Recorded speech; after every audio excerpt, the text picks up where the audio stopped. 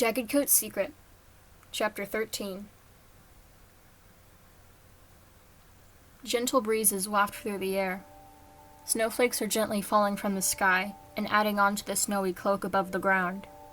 The forest is white, beautiful and peaceful tonight. Maggot sits upon a tree, letting the breezes make their way through his fur. Tonight was a night that he would finally retrieve his kits. He takes a deep breath and looks up at the dark, cloudy sky. Snow is softly falling everywhere he can see. Maggot? What are you doing up there? Nettle emerges out of his den and sits underneath the tree. Just getting ready. Is their area set? Yeah. Hopefully all the moss should be enough to keep them warm. If not, I can give them some of my body heat. We also need to figure out what the kits should eat as a substitution for milk. I don't know, Nettle sighs. Maybe we could try and make some berry formula or something. And if we really need to, we can ask the kitty pets in Two-Leg Place if their Two-Legs know anything. All right, I agree with you. I'd have the kits stay with Marigold Petal longer, but we need to start teaching them right away how to live like us. Maggot leaps down from the tree and lands beside his companion. I'm gonna go. You figure out the formula. Are you sure you'll be okay on your own? It's pretty much gonna be you against an entire clan. I know most if not all cats in Moss Clan. I'll be fine. Besides, this is Marigold Petal's fault that she hasn't met up with me since her expected time. The kits have to be born by now, and I need them now. I'm going to her. He starts walking off in the direction of Moss Clan camp. Good luck. Nettle dips his head and turns the other way. Maggot slowly walks through the snow, slightly crouched so his tail drags against the cold whiteness, clearing his prints away. His heart is slightly pounding. He doesn't want to admit it, but he is fairly nervous. He hasn't seen Moss Clan camp since his exile. And what if he ran into Acorn Branch or Buzzard Cry? I need to stop worrying. I'll be fine, and it's too late to stop my plan.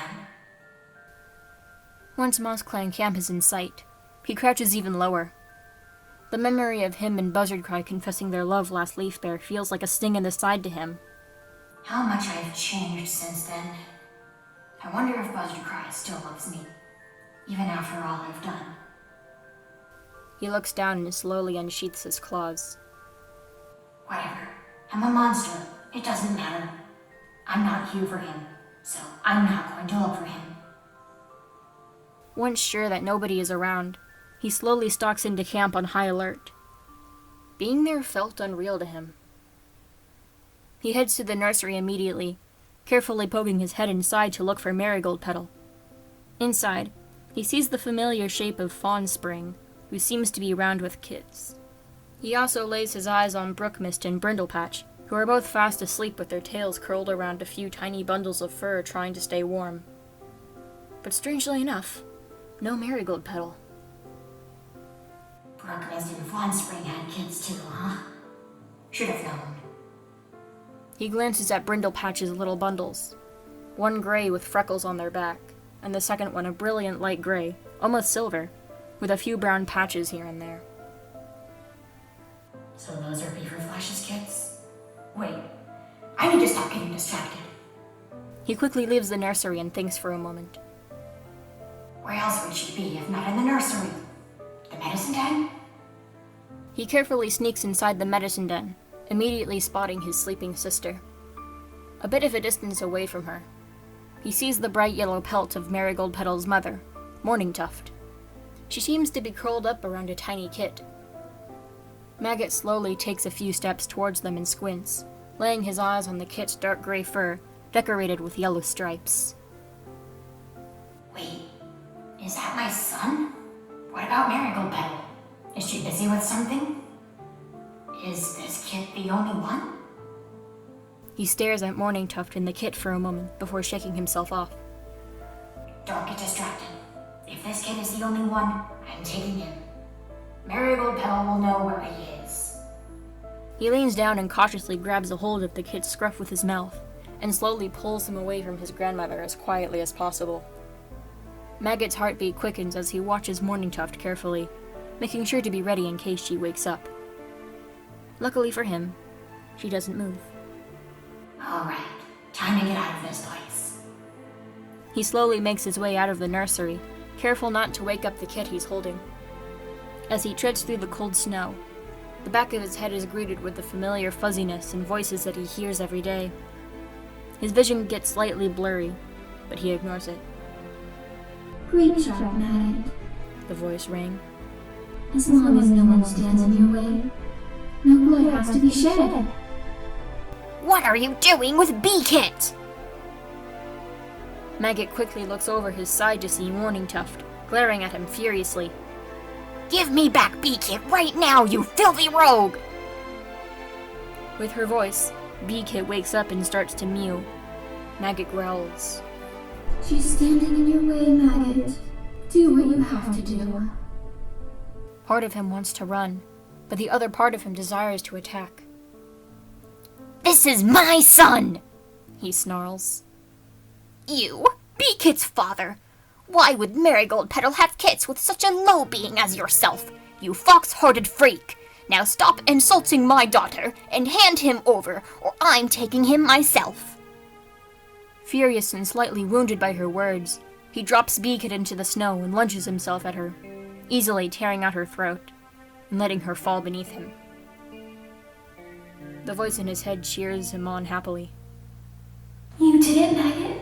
You defended your son. Now take him home. He glares at Morningtuft's body for a few more seconds before turning around to pick up the mewling B-Kit. Stop right there! He hears the familiar voice of Vinestreak, making him jump slightly. Oh my... Morningtuft! Shadowfoot! Acorn Branch! Come quick! Maggot quickly scoops up B-Kit and takes off at full speed, slowly and gradually leaving everyone behind, their voices and footsteps becoming quieter and quieter. After a bit of running, he collapses in the middle of his camp, exhausted. Maggot, you're back! Nettle makes his way towards him. The best I've got is some mashed up berries. I don't really know anything about kits, but is that him? Just one? Just one. Maggot pants. I'm pretty sure he's the only kid, so I took him. What's his name? And what's with the blood? B-Kit. I had to kill Morningtuft in order to escape with as little trouble as possible. Vinestreak almost got some cats after me, but I escaped just in time. How many cats have you murdered now? 2. But I must admit, the second one was a lot easier on me. A voice in my head is telling me I'm doing the right thing. A voice? When did you start having it? About last Leaf Fair, shortly after Buzzardcry and I started seeing each other. I know the voice thing sounds weird, but it's always been there for me. Nettle watches him, slightly concerned and putting things together in his head. He looks down at B-Kit, who's shuddering from the cold. So, are we keeping his clan name? B-Kit? We aren't exactly a clan, and neither of us use our clan names anymore. I'll change it. Maggot brings B-Kit closer to him with his tail, shielding him from the cold. How about Hornet? Sure, Hornet. I like it. Nettle sits beside him. Welcome to your new life with your father, Hornet. I'm not letting anyone hurt you.